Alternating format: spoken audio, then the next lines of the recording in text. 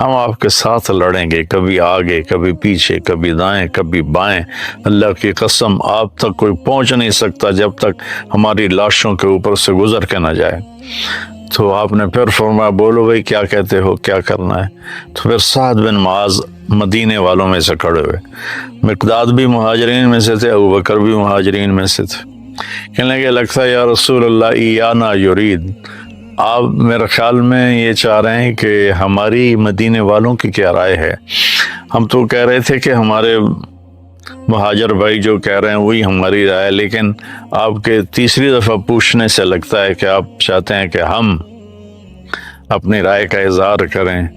تو آپ نے اس پر آپ نے اس پر سر ہلایا کہ ہاں، تو وہ عرض کرنے کے یا رسول اللہ ہم نحن آمنا بک وصدقناک بما جئت بہ وہو الحق، ہم آپ پر ایمان لائے اور ہم نے اس بات کو آپ کی تصدیق کی، آپ کو سچ جانا کہ جو کچھ آپ ہمیں کہہ رہے ہیں آسمان کی خبریں وہ ساری حق ہیں اور سچ ہیں، اور ہم نے آپ پر اس کو عہد و پیمان دیا یا رسول اللہ سالم من شیتا وحارب من شیتا وقتا حبال من شیتا، یا رسول اللہ جس سے صلح کرنی ہے ہم تیار ہیں، جس سے لڑنا ہے ہم تیار ہیں، جس سے تعلقات کی رسیوں کو توڑنا ہے ہم تیار ہیں، لو امرتنا ان نخوض البحار لخضناہ ولم يتخلف منا رجل واحد، اگر آپ مدینے والوں سے فرمائیں گے کہ سمندر میں کود جاؤ تو اللہ کی قسم ایک بچہ بھی پیچھے نہیں رہے گا۔ سبحان اللہ، کیا لوگ تھے، اللہ سے سودا کر گئے۔ لو امرتنا ان نضرب اکبادنا الى برق الغماد لفعلناه ولم يتخلف منا رجل، آپ ہمیں برق غماد یمن کا پہاڑ ہے، اگر آپ ہمیں فرمائیں کہ اپنے اونٹیوں کو رخ پھیر دو برق غماد کی طرف تو ہم اپنی اونٹنیوں کی لگامیں نکیل چھوڑ دیں گے اور پیچھے مڑ کے نہیں دیکھیں گے کہ کیا ہوتا۔ اس پر آپ کا چہرہ ایسے گلنار ہو گیا، انار کی طرح کھل اٹھا، اور آپ نے کہا اب اللہ کی مدد آ گئی، اب اللہ کی نصرت آ گئی۔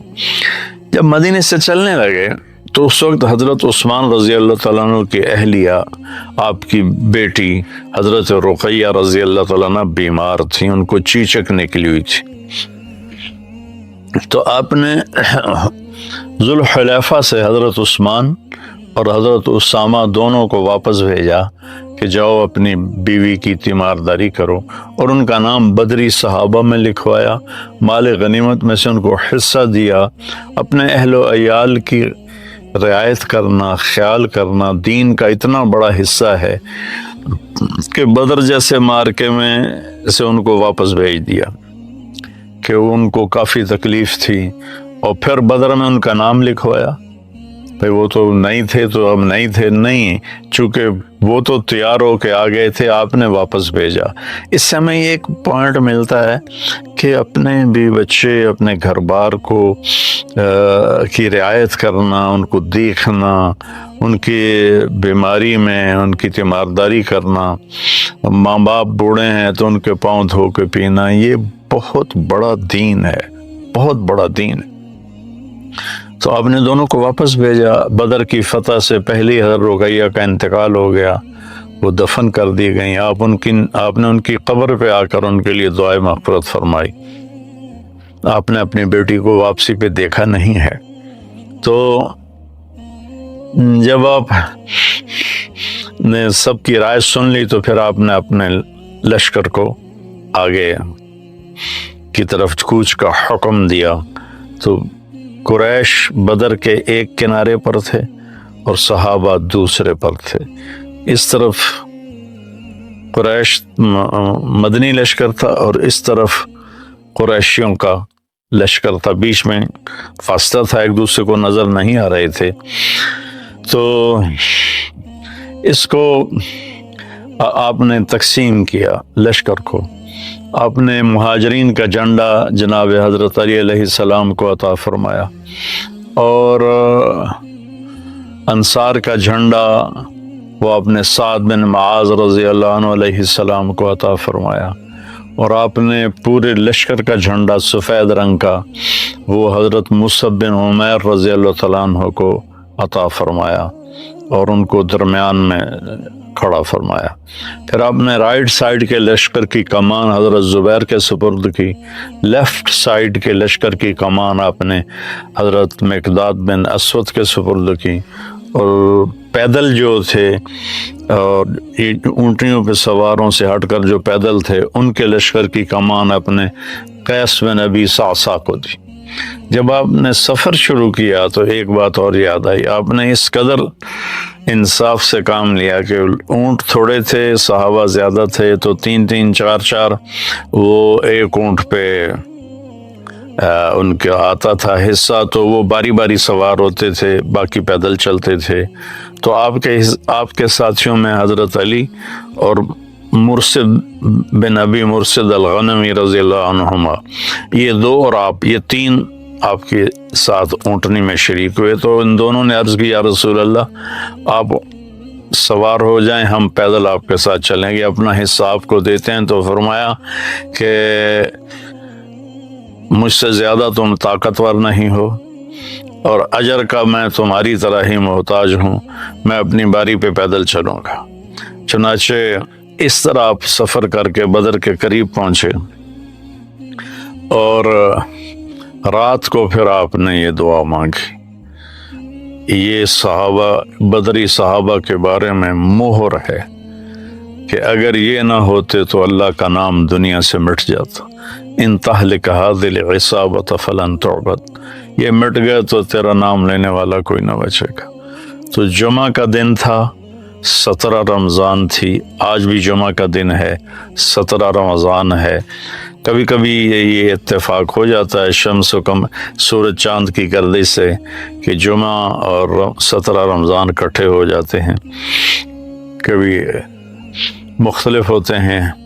تو آپ نے ارشاد فرمایا کہ تیر نہ چلانا جب تک وہ تمہارے تیروں کی زد میں نہ آ جائیں، اور حملہ نہ کرنا جب تک وہ تمہارے پر حملہ آور نہ ہو جائیں۔ تو اس کے بعد 3 آدمی نکلے مکہ کے لشکر سے، عتبہ بن ربیعہ، شیبہ بن ربیعہ، دونوں بھائی ربیعہ کے بیٹے، ولید بن عتبہ، یہ عتبہ کا بیٹا۔ تو ایک ہی گھر کے 3 افراد، 2 بھائی اور ایک بیٹا اور بھتیجا۔ تو ان کے لیے آپ نے بھیجا معوذ بن افرا کو، اور عوف بن افرا کو، اور عبداللہ بن رواحہ، یہ مدینے کے لوگ تھے۔ تو جب وہ سامنے آئے تو عتبہ نے کہا کون لوگ ہو؟ کہا ہم مدینہ کے لوگ ہیں۔ کہا شریف لوگ ہو، ہماری تم سے لڑائی نہیں ہے، واپس چلے جاؤ۔ ان کو واپس بھیج کر کہا محمد صلی اللہ علیہ وسلم، ہماری قوم ہماری طرف بھیج، ہماری برادری سے لڑائی ہے، ان کو بھیج ہماری طرف۔ تو اس پر آپ نے فرمایا ایش عبید اٹھو، عبید بن حارث آپ کے تایا کے بیٹے، یہ سب سے زیادہ عمر کے تھے، اے حمزہ بن عبد المطلب آپ کے چچا، آپ کے دادا کے بیٹے، اٹھو، اے علی بن ابی طالب اٹھو۔ یہ تینوں دو جوان تھے اور ایک بڑی عمر کے تھے، تو لوہے کی آگے وہ سکرین تھی۔ تو عتبہ نے پوچھا کون لوگ ہو؟ کہا کہ ہم قریشی ہیں۔ تم کون ہو؟ کہا میں شیبہ، میں عبید بن حارث۔ تم کون ہو؟ کہا میں حمزہ بن عبد المطلب۔ کہا تم کون ہو؟ کہا میں علی بن ابی طالب کا اکفاءنا، اب ہمارے جوڑ کے آئے ہو۔ تو تینوں شیبہ اور عتبہ آپس میں ٹکرائے، عبید اور عتبہ آپس میں ٹکرائے، اور شیبہ اور حمزہ آپس میں ٹکرائے، اور ولید اور علی آپس میں ٹکرائے۔ تو علی و حمزہ علیہ السلام نے تو 2 منٹوں میں اپنے دشمن کا صفایا کر دیا، ولید کا اور شیبہ کا۔ عتبہ نے تلوار کا وار کیا جس سے حضرت عبیدہ کی ٹانگ کٹ گئی اور وہ گر پڑے۔ تو پھر دونوں شیروں نے جھپٹ کر عتبہ کا سر بھی اڑا دیا اور آپ کو اٹھا کے لائے، آپ نے قدموں میں سر رکھ دیا کہ یا رسول اللہ الست شہید، کیا میں شہید نہیں ہوں؟ آپ کا بلا وانا علیک شاہد۔ میں تم پر گواہ ہوں کہ تو شہید۔ کہنے لگے اگر آج آپ کے چچا ابو طالب زندہ ہوتے تو وہ جان جاتے کہ ان کے اس شعر کا میں زیادہ حقدار ہوں۔ وَنُسَلِّمُهُ حَتَّى نَصْرَ حَوْلَهُ وَنَذْهَلَ عَنْ أَبْنَائِنَا وَالْحَلَائِلِ۔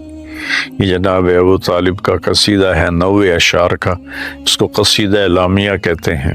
کذبتم وبیت اللہ نبزا محمدا ولما نطاعن حوله ونناضلی ونسلمه حتى نصر حوله ونذهل عن أبنائنا والحلائل وابيض يستسقى الغمام بوجهه ثمال اليتامى عصبة للأرامل۔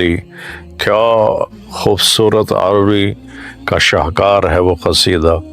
تو اس میں ایک شعر تھا کہ تم کہتے ہو کہ ہم تیرے بھتیجے کو قتل کر دیں گے، تو میں کہتا ہوں کہ آؤ پھر تمہیں ہماری لاشوں سے گزر کر ہی اس تک پہنچنا پڑے گا، اور ہمارے لاشوں کے ٹکڑے بکھرے ہوئے ہوں گے، پھر تم میرے بھتیجے تک پہنچ سکو تو پہنچ سکو، اس سے پہلے نہیں پہنچ سکتے۔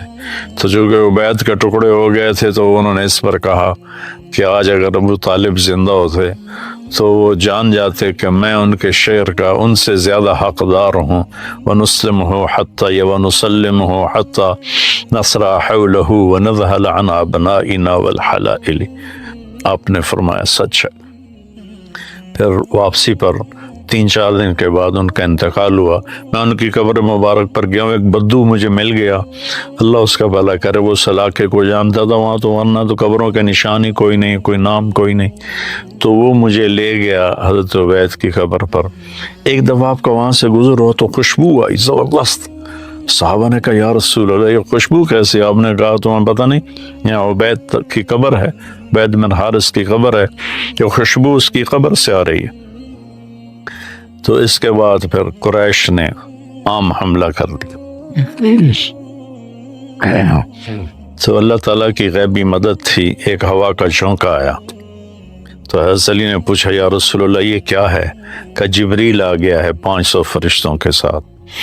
پھر دوبارہ ہوا کا جھونکا آیا، پھر حضرت علی نے پوچھا یا رسول اللہ یہ کیا ہے؟ تو آپ نے فرمایا میکائیل آ گیا ہے 500 فرشتوں کے ساتھ۔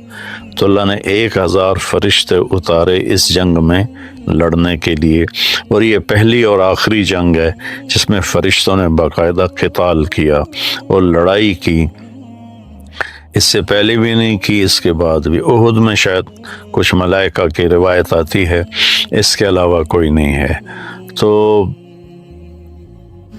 تھوڑی ہی دیر میں ان کے 72 آدمی مارے گئے، اور 72 ان کے قید میں آ گئے، باقی سارے بھاگ گئے۔ کئی صحابہ کہتے ہیں ہم تلوار اٹھاتے مارنے کے لیے، آگے اس کی گردن پہلے ہی اڑ جاتی، ہم نیزہ اٹھاتے سینے میں پار کرنے کے لیے، اس سے پہلے اس کے منہ پہ کوڑا پڑنے کی آواز آتی اور اس کا چہرہ مسخ ہو جاتا، رنگ سبز ہو جاتا تھا۔ ابو الیسر چھوٹے سے قد کے صحابی ہیں، حضرت عباس کا قد اتنا بڑا تھا، گھوڑے پر بیٹھتے تھے، پاؤں زمین پر لگتے تھے، ان کو باندھ کے لے کے آ رہے تھے۔ عباس رضی اللہ عنہ شرمندہ، تو جب ان کو پیش کیا تو حضرت تو ہمارے نبی حیران ہو کر دیکھنے لگے کہ ابو الیسر عباس کا چچا یہ کیا؟ کہا یا رسول اللہ مجھے اس نے نہیں پکڑا، مجھے کسی اور نے پکڑا ہے، زمین آسمان کے درمیان وہ کھڑا تھا، اس نے میرے ہاتھ مروڑ کے باندھ کے مجھے رسی اس کو دے دی، وہ تھے جبریل۔ تو ابو الیسر کہنے لگے نہیں یا رسول اللہ میں نہیں پکڑا ہے۔ تو آپ نے کہا چپ کر، ایدک اللہ بملک کریم، فرشتے نے تیری مدد کی ہے۔ تو اللہ تعالیٰ نے اس جنگ میں ابو جہل، توبہ توبہ،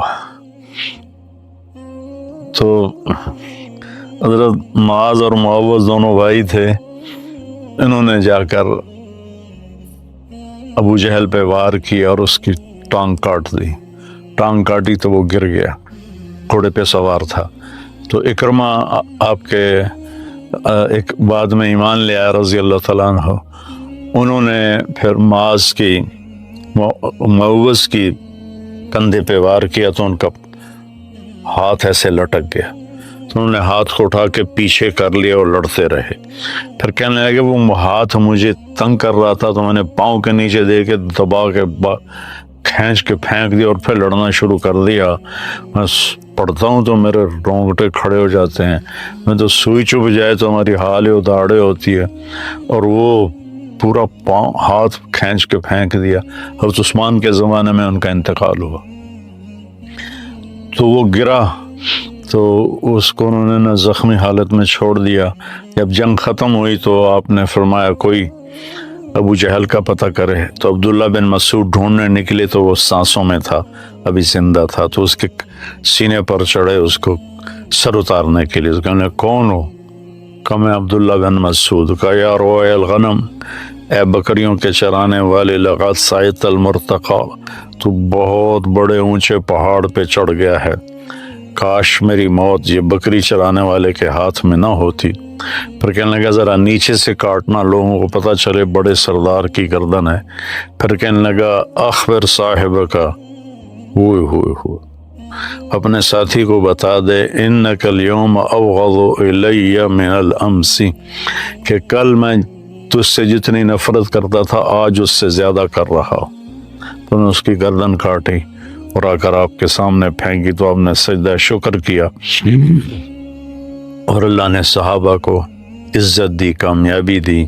اور اس کو اللہ تعالیٰ نے قرآن میں یوں بیان کیا ہے کہ اذ تستغیثون ربکم فاستجاب لکم انی ممدکم بألف من الملائکۃ مردفین ما جعلہ اللہ الا بشرا ولتطمئن بہ قلوبکم والنصر الا من عند اللہ ان اللہ عزیز حکیم.